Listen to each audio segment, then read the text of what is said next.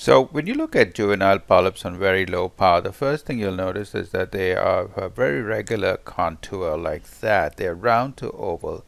The second thing you'll notice, and in fact the low power appearance is perhaps the most important thing here, you'll notice this Swiss cheese-like appearance. The third thing you'll notice is the expansion of the lamina propria. So let's look at these features under higher power.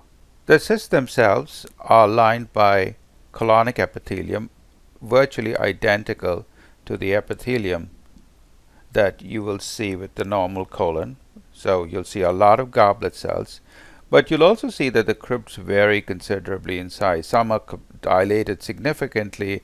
Others you might see no lining epithelium whatsoever, just extruded mucin, and then there are smaller crypt. That variation in size is also very typical. You might see some evidence of serration in these cysts, and the serration is because of regenerative activity.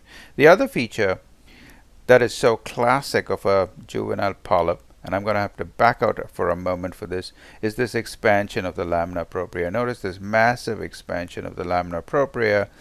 Of course, you'll see a fair number of inflammatory cells, and you often see oceans of eosinophils.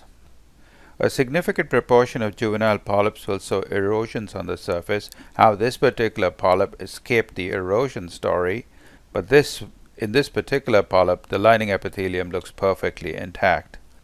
I go on very high power here to demonstrate the fact that this epithelium right here does look a rather tall, dark, and hyperchromatic. In fact, so does this epithelium here, but you'll notice that it is regenerating epithelium that is maturing out on the surface. This is not dysplasia. You will often see these occasional regenerative crypts right under the surface epithelium. So unless the atypia reaches all the way to the surface, I will not call this dysplasia. So just to reiterate those features of a juvenile polyp, that round contour, that Swiss cheese-like appearance, the expanded lamina propria,